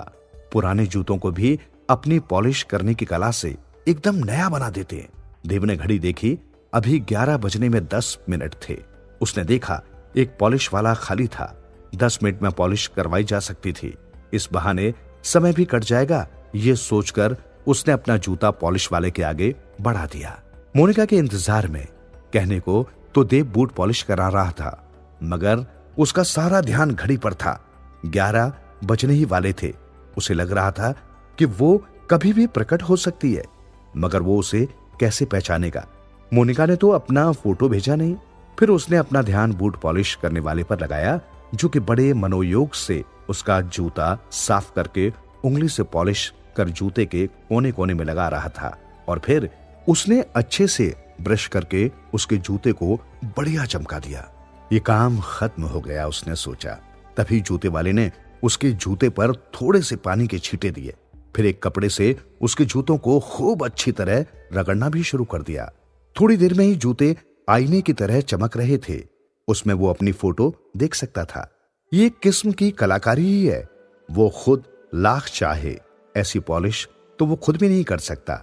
सारी दिल्ली में 10 से 15 रुपए में पॉलिश होती है, मगर इधर 30 रुपए देने पड़ते हैं। फिर भी सस्ता सौदा है। कम से कम 15 दिनों तक जूते चमकते रहते हैं। पॉलिश वाले ने ठक ठक करके इशारा किया कि काम खत्म हो गया था और अपने जूते अपने पैरों में पहने। उसे पैसे दे के ही हटा था, तभी उसके कानों में वही कल वाली मधुर आवाज आई, hello Sharma sir, how are you. उसने पलट कर देखा तो देखता ही रह गया। एक बेहद खूबसूरत लड़की उससे ही मुखातिब थी। उसने अनुमान लगाया शायद मोनिका ही थी जो उसके सामने खड़ी थी। बेहद आकर्षक रूप की मलिका और सनग्लासेस में तो और भी स्मार्ट लग रही थी। हल्की सी गुलाबी लिपस्टिक ने उसके रूप को और भी निखार दिया था। जींस के साथ स्लीवलेस मैचिंग टॉप उसे सेक्सी कहा जा सकता था। वो अपने रूप से किसी को भी लुभा सकती थी। निशी से जुदा होने के बाद ये पहली बार था कि किसी के रूप ने उसे प्रभावित किया था। उसने हड़बड़ी में मोनिका से हाथ मिलाया और सहज होने की कोशिश की। सर, मेरे ख्याल से मैं एकदम टाइम से आ गई हूं, वो मुस्कुराते हुए बोली। दोनों ने घड़ी मिलाई तो सही 11 बज रहे थे। दोनों एक साथ हंस पड़े और इसी हंसी ने औपचारिकता का आवरण तोड़ दिया। देव ने कॉफी शॉप की ओर इशारा करते हुए पूछा, कॉफी हॉट या कोल्ड, कौन सी लेंगे आप सर? आज आप मेरे मेहमान हैं, मैं आपके लिए कॉफी लाती हूँ। ये भी कोई पूछने की बात है? इतनी गर्मी में तो कोल्ड कॉफी ही अच्छी लगेगी। और मोनिका कॉफी लेने के लिए डी पॉल्स में घुस गई। बाहर दोनों कॉफी पीने लगे तो मोनिका मुस्कुराते हुए बोली, सर प्लीज डोंट माइंड, मैं तो समझ रही थी कि आप कम से कम 50 वर्ष के इंसान होंगे, but you are quite handsome and dashing. इस बात से देव थोड़ा झेप गया। वैसे मन में खुश भी हुआ। बोला, आपने ऐसा क्यों समझा था? कल फोटो भेजा तो था। सर, ऐसा मैंने फोटो देखने से पहले सोचा था। सरकारी नौकरियों में तो आजकल यंग लोग आते नहीं हैं, बुड्ढे खुसूट टाइप के लोग ही आते हैं। अरे क्या तुम्हें मेरी आवाज से भी क्या मैं बुड्ढा लगा था? नहीं सर, आवाज से तो आप बिल्कुल भी बुड्ढे नहीं लग रहे थे, बल्कि मुझे लग रहा था कि इस बुजुर्ग आदमी की आवाज इतनी यंग कैसे है। मोनिका, अब तो मुझे बेवकूफ मत बनाओ। मार्केटिंग गर्ल हो, इसलिए ऐसी बातें करना तुम्हारी फितरत होगी। आई स्वेयर सर, मैं झूठ नहीं बोल रही। मुझे आपकी आवाज काफी यंग टाइप लगी थी और अब आपको देखकर तो मुझे बहुत खुशी हो रही है। मैं पहली बार किसी सरकारी यंग पर्सन से मिल रही हूँ। थोड़ी देर में ही कॉफी पीते पीते दोनों आपस में सहज हो गए और बतियाने लगे। मोनिका बोली, सर अगर आपको कंफर्टेबल लगे तो आसपास किसी रेस्टोरेंट में बैठ जाते हैं, वहां मैं आपको सारा प्लान बता दूंगी। देव को इसमें भला क्या एतराज होता? वो तो अपलक उसे निहार ही जा रहा था। उसका खुद ही मन कर रहा था कि मोनिका के साथ कुछ समय बिताने का मौका मिले, और वो मौका मोनिका ने खुद ही दे दिया। पास के क्वालिटी रेस्टोरेंट में दोनों बैठ गए और फिर मोनिका ने बड़े प्यार से और कुशलता से इन्वेस्टमेंट की सारी स्कीम को समझाया। इसी बीच औपचारिकता के नाते देव ने मोनिका से पूछा, मोनिका खाने का समय हो गया है, खाना खाओगी? वैसे तो क्वालिटी के भटूरे छोले मुझे बहुत पसंद है, अगर तुम चाहो तो कुछ और भी ऑर्डर कर सकती हो। सर भटूरे तो मेरे भी फेवरेट हैं, हम दोनों खा सकते हैं। देव ने ऑर्डर दिया और दोनों खाने लगे। इसी दौरान दोनों कुछ और खुले। देव ने जब मोनिका से उसके शौक पूछे कि तुम्हें क्या कुछ करना पसंद है, तो मोनिका ने बताया कि उसे गाने का और खास तौर पर उसे पुराने फिल्मी गीत तथा गजलें सुनना बहुत अच्छा लगता है। जब देव ने बताया कि उसके भी यही शौक हैं, तो उसने एक्साइटमेंट में दोस्तों की तरह अपना हाथ देव के हाथ पर मारकर हाई फाई किया। देव को मोनिका के साथ 2 घंटे बीत चुके थे और अब वो दोनों दोस्तों की तरह व्यवहार कर रहे थे। ऐसा लग ही नहीं रहा था कि वो 2 घंटे पहले एक दूसरे से पूरी तरह से अपरिचित थे। देव को उसमें बार बार निशी की झलक दिखाई देती थी। उसका तामाई रंग, हल्का सुरुचिपूर्ण मेकअप, उसका बातचीत करने का लहजा, खिलखिलाहट और मोहक मुस्कान काफी हद तक निशी जैसी ही थी। देव बार बार वो अपनी पुरानी यादों में खो जाता। न जाने किस भाव में डूबे उसने मोनिका से सोचे समझे बिना फिल्म जाने का प्रस्ताव पेश कर दिया। मोनिका, आज एक अच्छा दिन है, क्यों न हम अपनी मुलाकात के पहले दिन कोई यादगार बनाने के लिए एक फिल्म देखें? वैसे तुम मना भी कर सकती हो, अभी मेरा तुम पर ऐसा अधिकार नहीं हुआ है। नो सर, आप ऐसी बातें ना करें, अब तो हम दोस्त बन गए हैं। मुझे आपके साथ फिल्म देखने में कोई एतराज नहीं, बशर्ते आप इतने बड़े ऑफिसर हैं, आपके पास टाइम हो। अरे भाई, आज तो मेरी छुट्टी है, मेरे पास समय ही समय है, चलो चलते हैं। और वो दोनों रीगल की तरफ बढ़ गए। देव ने ही टिकट ली। दोनों समय पर हॉल में प्रवेश करके बैठ गए। टिकट चेक करते समय गेट कीपर ने मोनिका को एक परिचित मुस्कान दी। ऐसा देव ने नोट किया। बिना मांगे ही कॉर्नर की सीट मिल गई थी। वह एक रोमांटिक और इमोशनल फिल्म थी। फिल्म के दौरान हंसी के सीन्स में वो देव के हाथ पर हाथ मारकर हंसी और इमोशनल सीन्स आने पर उसने देव का हाथ कसकर पकड़ लिया और अपने आंसू रूमाल से पोंछने लगी। वो बेहद खुश थी और बेतकल्लुफी से कभी देव के कंधे पर हाथ रख देती थी तो कभी उसके हाथ को कसकर पकड़ लेती। देव के मन की हालत कुछ अलग ही थी। 6 साल बाद आज वो किसी लड़की के साथ सिनेमा हॉल में था। निशे के साथ तो महीने में 2 फिल्में अक्सर हो ही जाती थी। मन आज 7वें आसमान पर था। बाहर आकर उसने प्रस्ताव रखा, मोनिका, एक कॉफी और हो जाए। सर, आपने मेरे दिल की बात कह दी। जब मोनिका ने कहा तो देव को जैसे मनचाही मुराद मिल गई। उसका दिल चाह रहा था ये दिन कभी खत्म ना हो और वो फिर से डी पॉल्स पर पहुंचकर कॉफी पीने लगे। आपस में दोनों के बीच में कुछ और बातें होने लगी। सर, मेरे परिवार की इकोनॉमिक कंडीशन बहुत खराब है। पापा 3 साल पहले लकवे का शिकार हुए थे। उनकी नौकरी छूट गई और मेरा छोटा भाई अभी स्कूल में पढ़ता है। घर में कमाने वाली मैं अकेली हूँ। सैलरी तो ठीक ठाक मिलती है, मगर उससे मुश्किल से सिर्फ गुजारा ही हो पाता है। पापा की दवा, डॉक्टर की फीस, घर का खर्च। अपने भाई को पढ़ाना लिखाना चाहती हूँ, अभी 10वीं में है, कोचिंग भी करानी पड़ती है। इस सब के लिए एक्स्ट्रा इनकम होनी चाहिए। नौकरी के अलावा मैंने अपनी मम्मी के नाम से इन्वेस्टमेंट कंपनी की एजेंसी ली हुई है और मैं छुट्टी के दिनों अपने क्लाइंट से मिलती हूँ, जिससे मुझे महीने का कुछ 5-6 हजार कमीशन मिल जाता है। ये पैसे मेरे लिए बहुत काम आते हैं। क्या सर, आप मेरे क्लाइंट बनेंगे? मना करने का कोई सवाल नहीं था। देव ने सिर्फ इतना कहा, कितने का चेक दूं? सर, अगर आप 50,000 का चेक देंगे तो मुझे पहली बार का 20% कमीशन मिलेगा। इसमें आप चाहे तो मैं आपको आधा कमीशन वापस दे दूंगी। मेरे 5,000 रुपए तो फिर भी बन जाएंगे, जो कि मेरे लिए बहुत काम के होंगे। देव मुस्कुराते हुए बोला, मुझे तुम्हारे कमीशन में से कोई हिस्सा नहीं चाहिए। तुम्हारी मेहनत के पैसे तुम ही रखो। मुझे सरकार बहुत अच्छी सैलरी देती है। कहते कहते उसने अपनी जेब में से चेक बुक निकालकर 1 लाख का चेक उसके हवाले कर दिया। मोनिका की आंखें पनीली हो गई। बोली, सर, आप बहुत अच्छे हैं। मुझे आज तक आपके जैसा कोई क्लाइंट नहीं मिला। जो भी इन्वेस्टमेंट करते हैं, पहली बार में मेरे 20% कमीशन का ज्यादा से ज्यादा हिस्सा लेना चाहते हैं, मगर आप तो इससे उल्टी बात कर रहे हैं। देव ने मौका देखकर अपनी बात कह ही डाली। अरे भाई, मैं किसके लिए दूसरे का हक मारूं? मैं ठहरा छड़ा छांट आदमी, न कोई आगे न पीछे, न मेरा कोई परिवार। मैं हूं एकदम अकेला। मैं तो बल्कि खुश हूं इस बहाने तुम जैसी खूबसूरत दोस्त मुझे मिली। बस मैं यही उम्मीद करता हूं कि ये तुम्हारी और मेरी आखिरी मुलाकात न हो।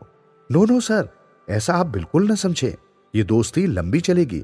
आखिर मैंने आपका नमक खाया है। ये कहकर वो शौकी से हंसी। और ये दोस्ती इसलिए नहीं कि मैं आपसे क्लाइंट के तौर पर अपना संबंध रखूंगी, बल्कि इसलिए कि आप मेरे हम उम्र हैं और मुझे आपका व्यवहार बेहद अच्छा लगा। आप मेरे जिंदगी भर के लिए दोस्त रहेंगे और हम बाद में भी मिलेंगे।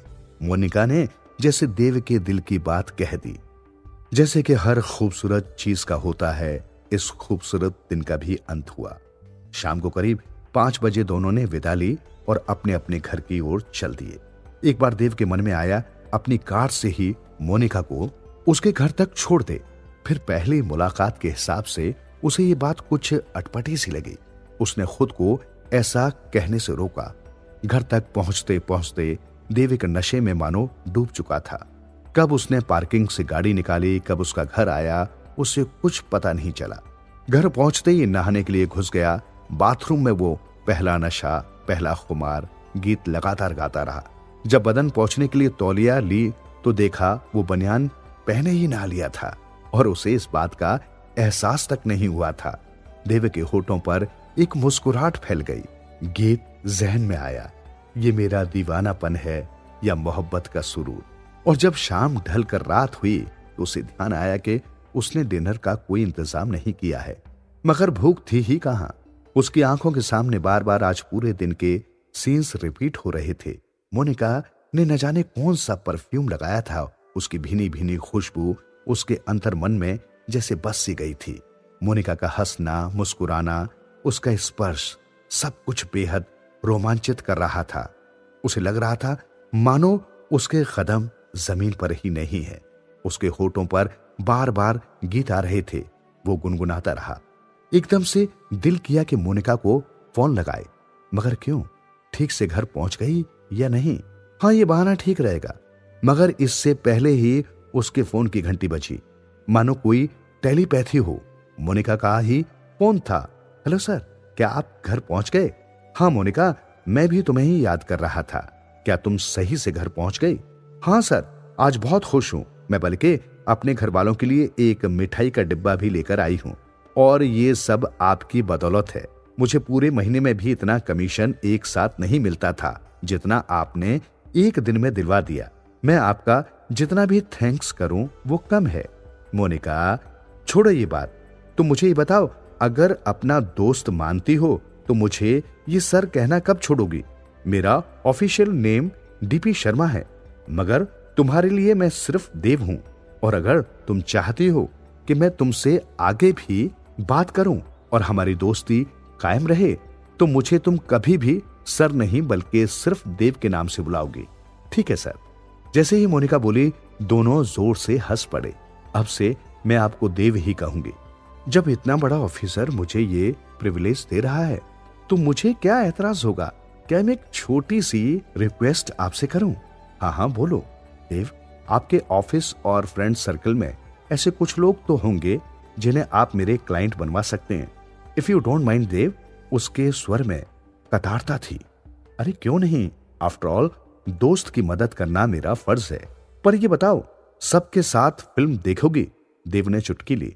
नो नो देव, कभी नहीं। आपकी तो बात ही और है। आप तो इतने हैंडसम।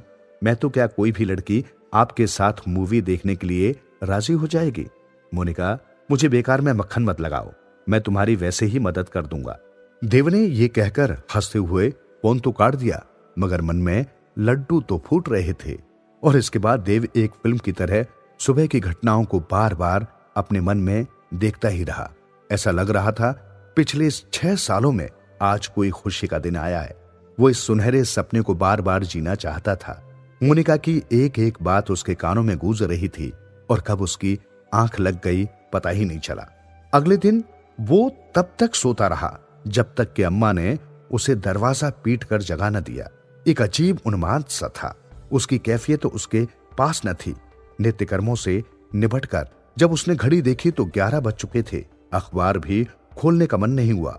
रोज वही खून से लिथड़ा अखबार। आतंकवादी हमला, किसी नाबालिग की बलात्कार के बाद हत्या, पति या पत्नी द्वारा प्रेमी या प्रेमिका से मिलकर हत्या का षड्यंत्र। घूम फिर कर रोज यही खबरें।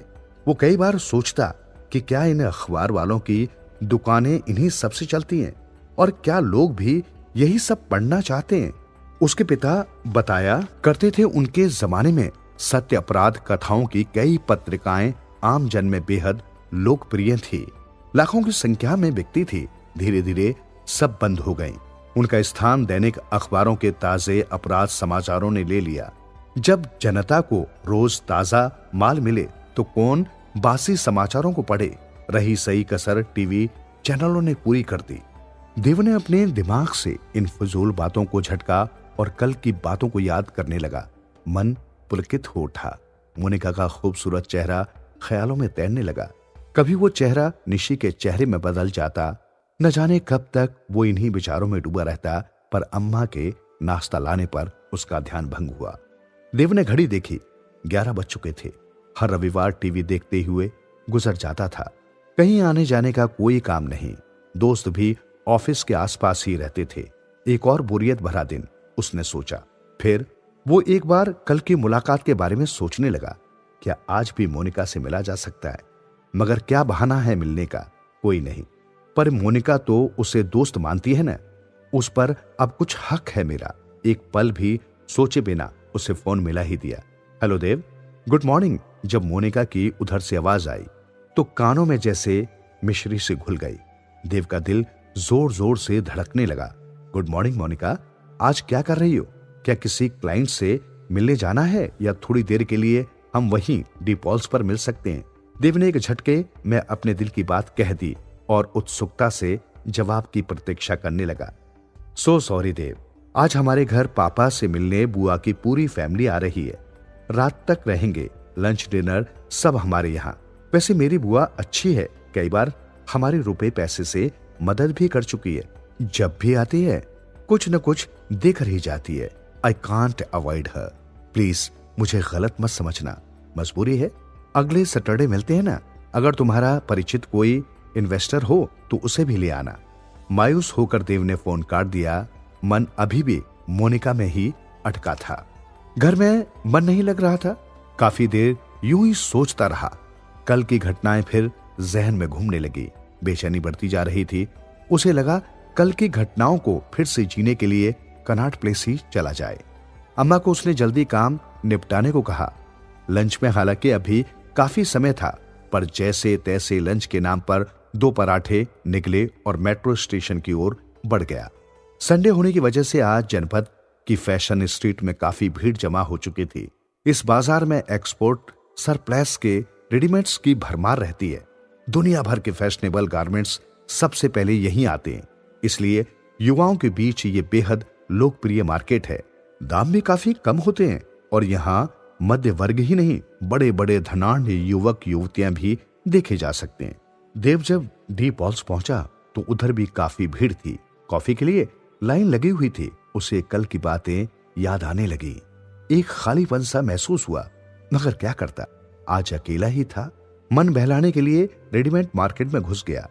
कई बार कौड़ियों के मोल अच्छी खासी टी शर्ट मिल जाती है। शायद कोई आज भी मिल जाए, उसने सोचा। वह एक दुकान में अंदर कुछ टी शर्ट देख ही रहा था। उसके कानों में एक परिचित सी आवाज पड़ी। शायद मोनिका जैसी आवाज ही थी। उसने अपने दिमाग को झटका। मोनिका तो आज इधर आ ही नहीं सकती, उसके घर में मेहमान आ रहे हैं। वो उससे भला क्यों झूठ बोलेगी? पर उसका दिल माना नहीं। उसने कनखियों से पीछे देखा। सच में मोनिका ही थी। एक 40 वर्षीय आदमी के साथ कोई बिजनेस मैन लग रहा था। देव ने अपने सन ग्लासेस लगा लिए और पीठ मोड़कर खड़ा हो गया। आज उसने धूप से बचने के लिए सर पर कैप तो पहले ही लगाई हुई थी। अब वो इस स्थिति में खड़ा था। उसके कानों में दोनों की बातें साफ सुनाई दे रही थी और वो उन दोनों को अच्छे से देख भी पा रहा था। वो आदमी मोनिका से काफी बेतकल्लुफ हो रहा था। कभी उसकी बाह पकड़ता तो कभी उसकी कमर में हाथ डालता। मोनिका उसके साथ एकदम सहज थी। उसे उसकी हरकतों पर जरा भी अजीब नहीं लग रहा था। वो उसे सर कहकर ही संबोधित कर रही थी। शायद वो आदमी मोनिका को कोई ड्रेस गिफ्ट करना चाह रहा था और उसी के शरीर पर रखकर परख रहा था। देव की मन स्थिति एकदम बदल गई। वो शॉप से बाहर आ गया, एक साइड में खड़ा हो गया। थोड़ी देर में वो दोनों बाहर निकले। मोनिका के हाथ में एक पैकेट था। जब वो चले तो न जाने क्यों देव भी उनसे कुछ फासले पर पीछे पीछे चलने लगा। मोनिका से वो आदमी कह रहा था, चलो पास के बार में थोड़ा ड्रिंक लेते हैं। तुम ड्रिंक तो करती हो ना? सर कभी कभी ले लेती हूं, पर अफोर्ड नहीं कर सकती, इसलिए अगर कोई आप जैसा मेहरबान दोस्त मिल जाए तो तभी ले पाती हूं। You know my position sir. बात करते करते वो एक बार की तरफ मुड़ गए तो देव के कदम भी रुक गए। मन एकदम खिन्न हो गया। समझ नहीं आ रहा था क्या करे। अजीब सी स्थिति में वो फिर से कॉफी शॉप पहुंच गया। कॉफी लेकर बूट पॉलिश वाले के पास पहुंच गया। कॉफी पीते पीते पॉलिश कराने की पुरानी आदत थी। आज जूते भी दूसरे थे। कल वाला पॉलिश वाला लड़का ही खाली था। उसने उसके आगे जूते बढ़ा दिए। पॉलिश वाला उसे पहचान गया। बोला, सर आप कल भी आए थे ना मोनिका मैडम के साथ? तुम मोनिका को जानते हो? देव हैरान हो गया। अरे साहब, मोनिका मैडम को कौन नहीं जानता। हफ्ते में 4 दिन अलग अलग साहब के साथ इधर आती है। कभी एक आदमी के साथ उसे 2 बार नहीं देखा। उसका क्या धंधा है हमें आज तक पता नहीं। आपको पता है साहब? और देव चुपचाप सोचता रहा उसे क्या जवाब दे। रहस्य तपस्या का। विजयनगर में एक बार कड़ाके की ठंड पड़ रही थी, जिस कारण आम जीवन अस्त व्यस्त हो गया था। राजा कृष्णदेव राय के दरबार में इस ठंड की चर्चा हुई। पुरोहित ने महाराज को सुझाया, महाराज यदि इन दिनों यज्ञ किया जाए तो उसका फल उत्तम होगा। दूर दूर तक उठता यज्ञ का धुआं सारे वातावरण को साफ और स्वच्छ कर देगा। बहुत उत्तम सुझाव था पुरोहित का। सभी ने एक कंठ से महाराज से कहा, महाराज आपको पुरोहित का सुझाव अवश्य पसंद आया होगा। दरबारियों की सहमति सुनकर महाराज कृष्णदेव राय प्रसन्न हो गए। उन्होंने कहा, यज्ञ के लिए हमारे खजाने से जितने धन की आवश्यकता हो ले लें। महाराज की आज्ञा सुनकर पुरोहित ने कहा, महाराज ये यज्ञ 7 दिनों तक चलेगा। कम से कम 1 लाख स्वर्ण मुद्राएं तो खर्च हो ही जाएंगी। प्रतिदिन सवेरे सूर्योदय से पहले पहर में नदी के ठंडे जल में खड़े होकर तपस्या करूंगा और देवी देवताओं को प्रसन्न करूंगा। और अगले ही दिन यज्ञ शुरू हो गया। इस यज्ञ में दूर दूर से हजारों लोग आने लगे। ढेरों प्रसाद बंटता। पुरोहित जी यज्ञ से पहले सुबह सवेरे कड़कड़ाती ठंड में नदी के ठंडे जल में खड़े होकर तपस्या करते, देवी देवताओं को प्रसन्न करते। लोग ये सब देखते तो आश्चर्यचकित होते। एक दिन राजा कृष्णदेव राय भी सुबह सुबह पुरोहित जी को तपस्या करते देखने गए। उनके साथ तेनालीराम भी था। ठंड इतनी थी कि दांत किटकिटा रहे थे।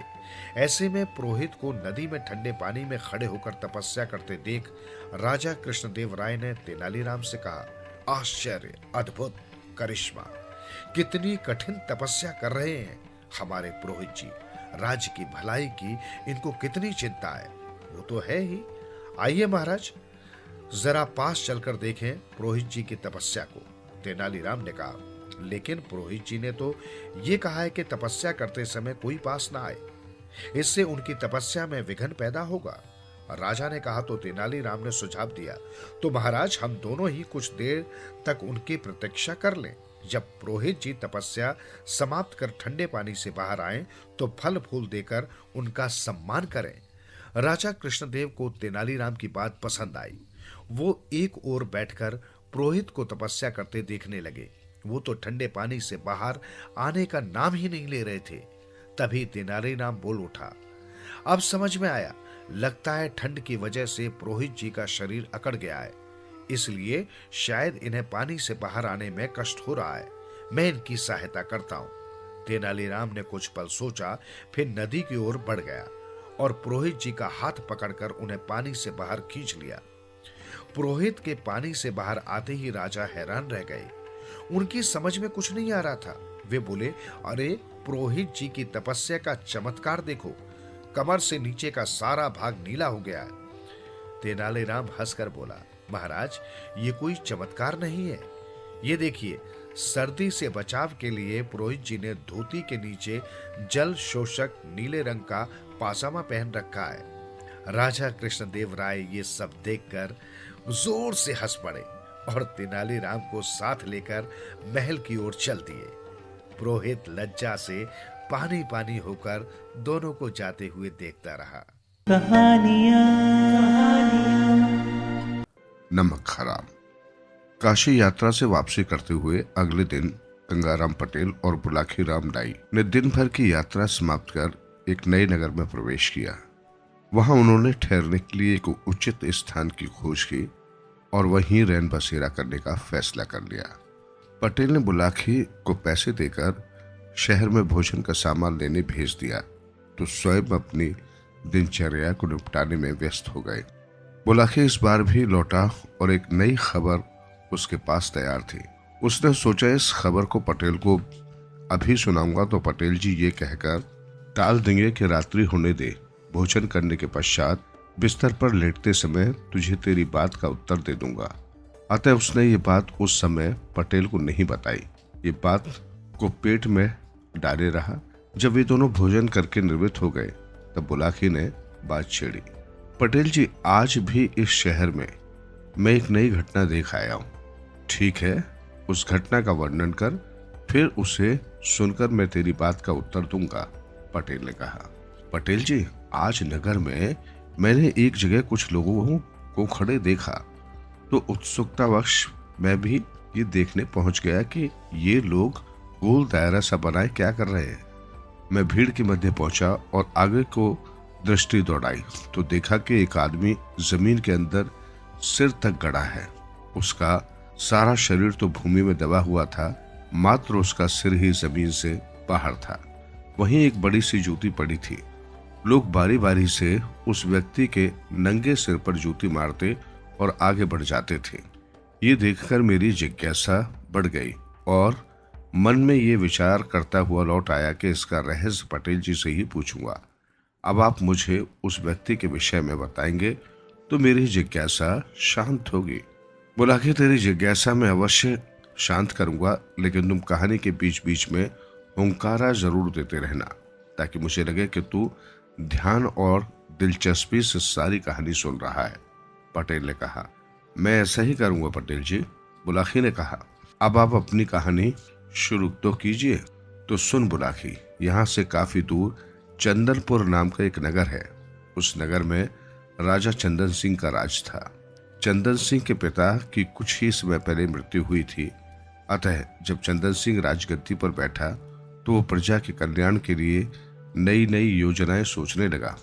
लेकिन उन्हीं दिनों नगर में महामारी फैल गई। उस महामारी से सैकड़ों लोग नित्य ही काल कवलित होने लगे। ये स्थिति देखकर नगरवासी घर बार छोड़कर दूसरे राज्यों में भागने लगे। पूरे राजमहल में सिर्फ राजा ही अकेला रह गया। तब उसने सोचा था कि मैं अकेला ही यहाँ रहकर क्या करूंगा, प्रजा ही नहीं रही तो राजा कैसा। इसलिए एक दिन वो भी कुछ धन अपने साथ लेकर वो नगर छोड़ आया। वो एक सामान्य नागरिक की तरह कई राज्यों में घूमता रहा, फिर इस नगर में आ गया। इतने दिन तक दूसरे राज्यों में घूमते रहने के कारण जो धन वो अपने साथ लाया था सब समाप्त हो गया। अब उसे चिंता हुई जीविका कमाने की। राजा चंदन सिंह खूब हष्ट-पुष्ट नौजवान था। अस्त्र शस्त्र चलाने में वो निपुण था। अतः जब वो यहाँ के राज दरबार में नौकरी पाने की इच्छा से राजा के सम्मुख पेश हुआ तो राजा ने पहली ही नजर में उसके अंदर छिपी हुई प्रतिभा की पहचान कर ली और उसे अपने अंगरक्षक की नौकरी दे दी। तब से चंदन सिंह रात दिन अपने स्वामी की सुरक्षा का ध्यान रखने लगा। बुलाखी, एक दिन जब चंदन सिंह रात के समय राजा के महल में पहरा दे रहा था तो उसने महल के बाहर से किसी स्त्री के रोने की आवाज सुनी। वो स्त्री बड़े करुण स्वर में विलाप कर रही थी। उसकी वेदना से भरा सुर सुनकर चंदन सिंह से रहा नहीं गया। उसने अपने स्थान पर एक अन्य प्रहरी को खड़ा किया और महल से बाहर निकलकर उस दिशा में चल पड़ा जहां से रोने की आवाज आ रही थी। कुछ आगे चलकर उसने देखा कि सरोवर के किनारे एक बेहद रूपवान स्त्री बैठी रो रही है। चंदन सिंह ने निकट पहुंचकर उस स्त्री से पूछा, हे देवी, तुम कौन हो और रात्रि के इस प्रहर में ये निर्जन स्थान पर बैठी रो क्यों रही हो? स्त्री बोली, हे युवक, मैं इस राज्य की ऐश्वर्य लक्ष्मी हूं। अब तक मैं यहाँ सम्मान के साथ रह रही थी, लेकिन मेरे सम्मान के ये दिन अब समाप्त होने वाले हैं। अरे, ये क्या कह रही हो देवी?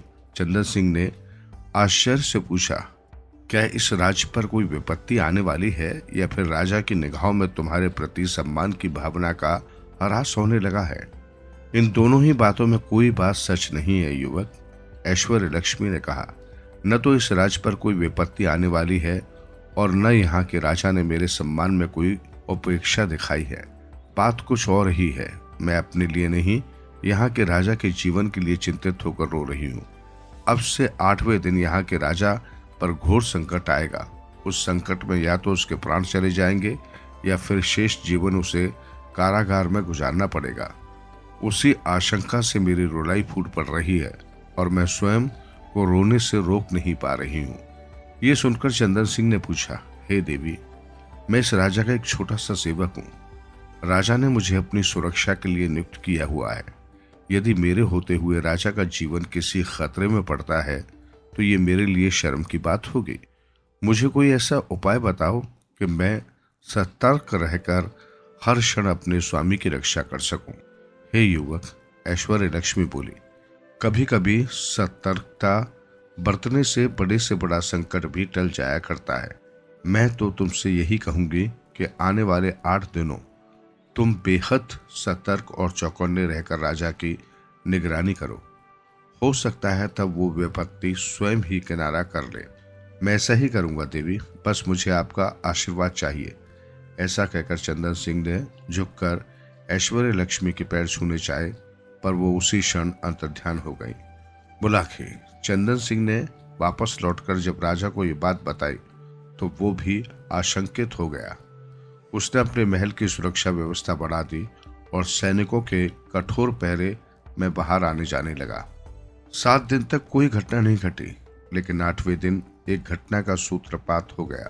रात्रि के समय जब चंदन सिंह महल की छत पर खड़ा होकर चारों ओर का निरीक्षण कर रहा था, तब उस सरोवर के निकट जहां वो ऐश्वर्य लक्ष्मी से मिला था, रात्रि के अंधकार में उसे कुछ जुगनू से उड़ते प्रतीत हुए। उसने गौर से देखा तो जाना कि ये जुगनू नहीं, मशालों की रोशनी थी, जिन्हें किसी तरह इस प्रकार ढक दिया गया था ताकि उनका प्रकाश चारों ओर न फैलकर एक ही दिशा में इंगित रहे। जुगनू की चमक तो जलती बुझती रहती, लेकिन दिखाई देने वाली चमक स्थिर थी। उन रोशनियों को देखकर चंदन सिंह के मन में एक विचार उभरा, खतरा। तब वो तलवार लिए छत से उतरकर उसी दिशा में दौड़ पड़ा। वहां पहुंचकर वो एक स्थान पर छिपकर खड़ा हो गया। थोड़ी देर के बाद कमर में हथियार बांधे लगभग 20 नकाबपोशों का दल वहां पहुंचा। वहां उन्होंने एक जगह से कूड़े का एक बड़ा सा ढेर हटा तो वहां एक सुरंग का मुहाना दिखाई देने लगा। तब वो नकाबपोश एक एक करके उस सुरंग में उतरते चले गए। जब वो नकाबपोश सुरंग में कुछ आगे बढ़ गए तो चंदन सिंह भी पीछे से सुरंग में उतर गया और कुछ दूर जाकर मशालों की मध्यम रोशनी में रास्ता तलाशता उनके पीछे पीछे चल पड़ा। बुलाखेराम उस सुरंग का मुहाना सीधे राजा के कक्ष में ही खुलता था। स्वयं राजा को भी इस सुरंग के बारे में कुछ पता नहीं था, किंतु उसके शत्रु न जाने कैसे उस सुरंग के विषय में जान गए थे। बहरहाल 20 नकाबपोश सुरंग के दरवाजे पर पहुंचे। वहां उन्होंने कोई पत्थर हटाकर सुरंग का द्वार खोला और एक एक करके राजा के कक्ष में पहुंच गए। उनके पीछे पीछे चंदन सिंह भी सुरंग के मुहाने के पास पहुंच गया, किंतु उसने राजा के कक्ष में घुसने का कोई प्रयास नहीं किया। अपितु उसी स्थान पर उन नकाबपोशों के लौटने का इंतजार करने लगा। नकाबपोशों ने बड़ी आसानी से राजा को काबू में कर लिया। राजा गहरी नींद में था। सोते में ही राजा को दबोच कर नकाबपोशों ने उसके हाथ पांव रस्सियों से बांध दिए और उसके मुंह में कपड़ा ठूंस दिया ताकि वो चिल्ला न सके। बाहर पहरे पर नियुक्त किसी भी प्रहरी को इस घटना की भनक तक न मिली। नकाबपोश जैसे आए थे उसी तरह एक एक करके सुरंग में उतरने लगे। बस यही मौका था चंदन सिंह को पराक्रम दिखाने का। जैसे पहला नकाबपोश पेट के बल रेंगता हुआ गुफा में दाखिल हुआ, चंदन सिंह ने खट से उसका सिर काट कर आगे की ओर फेंक दिया। उसका धड़ खींचकर उसने दीवार के साथ सटाकर खड़ा कर दिया। इसी तरह उसने 19 नकाबपोश काट डाले। अब अंतिम नकाबपोश की बारी आई। एक साथ 2 आदमी गुफा में जा नहीं सकते थे, इसलिए उस नकाबपोश ने पहले बंधन में बंधे राजा को आगे खिसकाया। फिर वो स्वयं भी सुरंग में पेट के बल दाखिल होने लगा। चंदन सिंह ने राजा को अंदर खींचकर उसे किनारे बैठाया और फिर तैयार होकर खड़ा हो गया। लेकिन इस बार उसने अंतिम आदमी पर अपनी तलवार न उठाई, वरन बलपूर्वक उस पर अधिकार कर लिया। उसने राजा के बंधन खोलकर उसी रस्सी से नकाबपोश को जकड़ दिया। फिर पहले उसने राजा को अपने कक्ष में भेजा और बाद में उस नकाबपोश को घसीटता हुआ अंदर ले आया। अंदर लाकर जब उस नकाबपोश के चेहरे से नकाब हटाई गई तो उसका चेहरा देखकर दोनों की ही आंखें हैरत से फटी रह गई। जानते हो बुलाकी, वो नकाबपोश कौन था? वो नकाबपोश था राजा का रक्षा मंत्री। राजा उस मंत्री पर अपने प्रधानमंत्री से भी ज्यादा विश्वास करता था। राजा ने जब उसके अपराध के लिए दंड नियत कर दिया, उसने आदेश प्रसारित कराया कि इस विश्वासघाती मंत्री को जमीन में गाड़ दिया जाए। सिर्फ इसका सिर जमीन से बाहर रहे और जो भी व्यक्ति इस मंत्री के पास से गुजरे वो एक जूती इस एहसान फरामोश के सिर पर जरूर मारे। सो हे बुलाकी, आज तू जिस दृश्य को देखकर आया है वो उसी का है। नगरवासी अपने राजा की आज्ञा के अनुसार उस नमक हराम मंत्री के पास जाते हैं और एक जूती उसके सिर पर मारकर आगे बढ़ जाते हैं। कहानी खत्म कर पटेल ने बुलाकी से पूछा, बुलाकी राम, अब तो तुम्हारी शंका का समाधान हो गया ना? हाँ पटेल जी, अब मेरी शंका का निवारण हो गया। ईश्वर की कृपा से कल हम अपने गांव भी पहुंच जाएंगे। अतः अब आप भी सोइए और मैं भी सोने की कोशिश करता हूं।